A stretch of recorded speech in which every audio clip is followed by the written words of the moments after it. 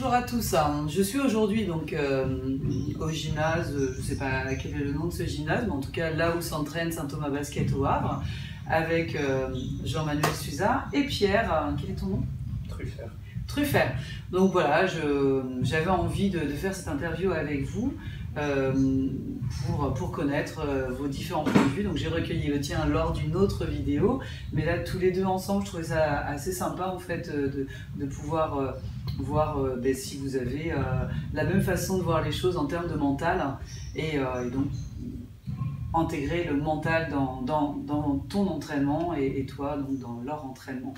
Voilà, donc si on peut échanger, on a déjà échangé avant et voir, voilà, en fait, est-ce que tu peux nous dire, toi en particulier, quelle est ta vision de la préparation mentale dans le basket pour toi?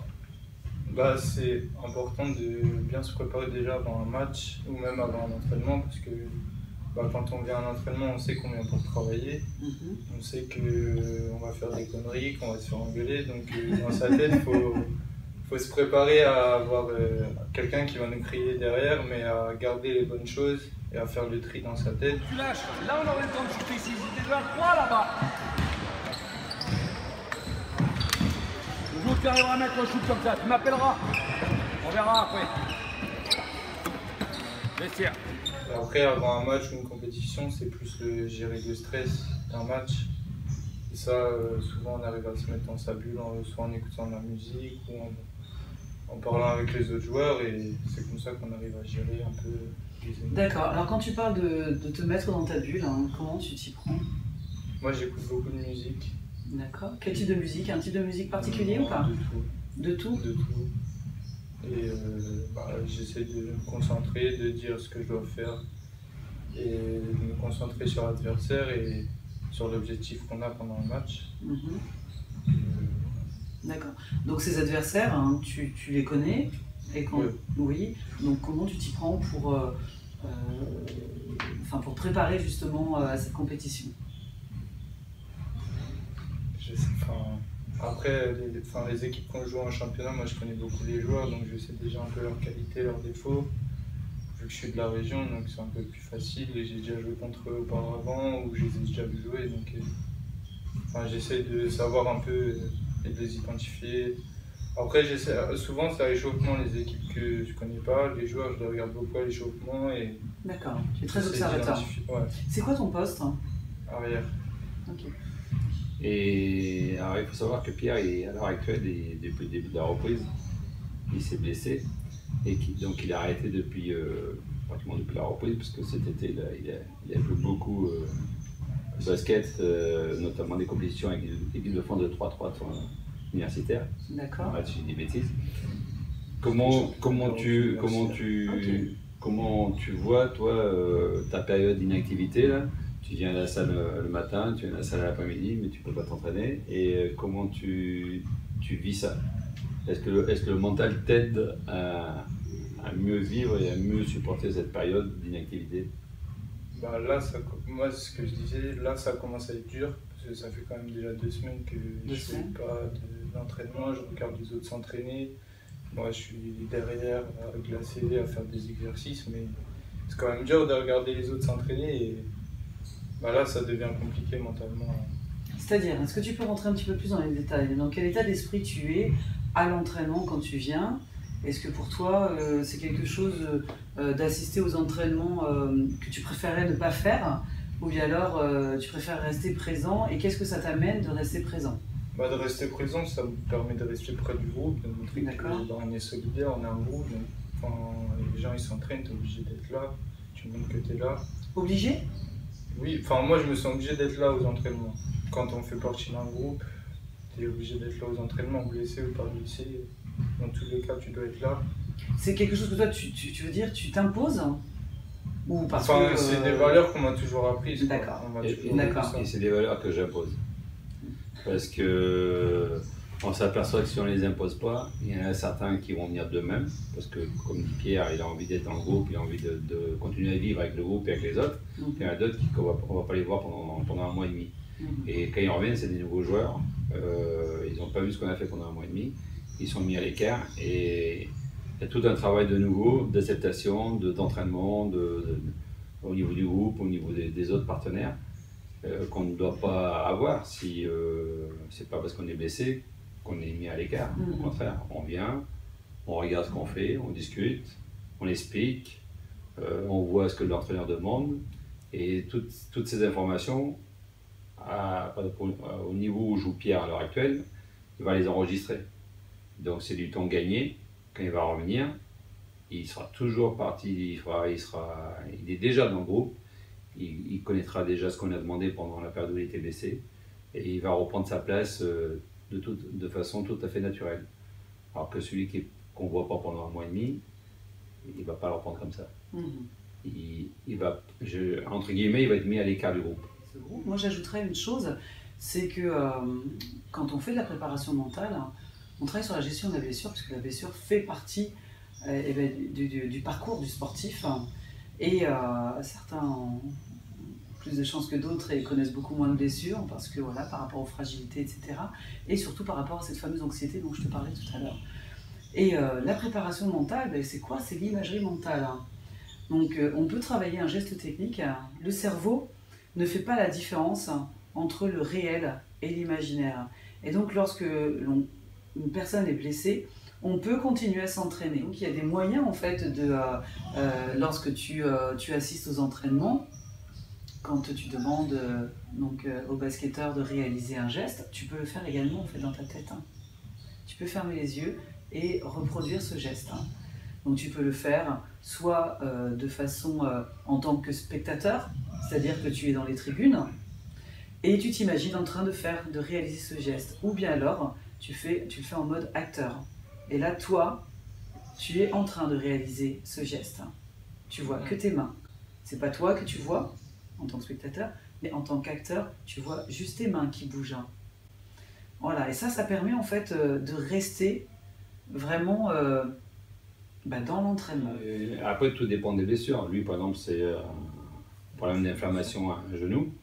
Donc, quand il arrive plus tôt, il peut shooter, il peut s'amuser avec le ballon, il peut retrouver des repères. Donc, on retrouve un peu de confiance en tant que basketteur. Après les entraînements, il peut rester aussi, il peut shooter, il peut, si on met par exemple un système en place, il peut discuter avec les autres, comment les autres l'ont ressenti, ou lui, son ressenti, parce qu'il a plus de recul, parce qu'il est à l'extérieur, et dire tiens, tu aurais dû faire ça, il faut faire ça, ça. Donc toutes ces petites choses permettent de rester dans le groupe et de continuer à s'entraîner quand même s'il ne s'entraîne pas. Super important. Même s'il ne s'entraîne pas. Il vient. Quand il n'a pas besoin de regarder l'entraînement parce qu'on ne peut pas même courir, il peut aller en musculation. Et donc, il se sent toujours dans le programme d'entraînement du centre de formation, de l'équipe. Toujours. Et il avance quand même. Il ne le sait pas, mais il avance quand même. Enfin, il le sait tu te dis quoi? Que c'est pas profitable ce que tu fais? Ouais, quand même. Hein. Bon, tu vois qu'il le sait. Lui, oui. Mais pas tous. Ok, c'est bien pour ça que tu lui as proposé de venir faire cette interview. Et chez toi, comment ça se passe? Le manque? Il y a un manque? Non? Non, je ne sens pas. Donc est-ce que tu pourrais dire que tu as des moments où tu te sens déprimé par exemple? Non. Bon, c'est bien, ça c'est positif. Non, mais... C'est que quelque part, tu as compris, tu as vraiment pris conscience qu'il fallait occuper ce temps de façon plus positive, être positif tout le temps. Ok, il m'arrive ça, je suis obligé de l'accepter, j'ai pas le choix. Ça sert à rien de dire et si j'avais si, enfin ça sert à rien du tout d'être là-dedans. Plutôt te dire oui, ok, j'ai du temps pour moi, j'en profite pour faire autre chose. J'en profite pour faire de la muscu, comme tu le disais, j'en profite pour lire, j'en profite pour faire plein de choses. Et puis le temps passera beaucoup plus vite. Et je pense que tu es plus là-dedans, apparemment. Ouais. Mais tout le monde ne peut pas faire ça. Tout le monde, je suis d'accord. Tout dépend de l'âge des joueurs. Donc pour eux, ne pas s'entraîner, être blessé, c'est comme une sanction. Ils sont mis à l'écart. Et puis quand ils commencent on a beau leur dire, mais t'inquiète, c'est pas grave, tu peux t'entraîner différemment, tu vas à la muscu, tu restes dans une certaine routine pour te rassurer, pour garder confiance et tout. Ils ne comprennent pas. Mais arrivé au bout de une ou deux saisons, ils commencent à se dire voilà, j'en ai pour une semaine, je vais travailler différemment.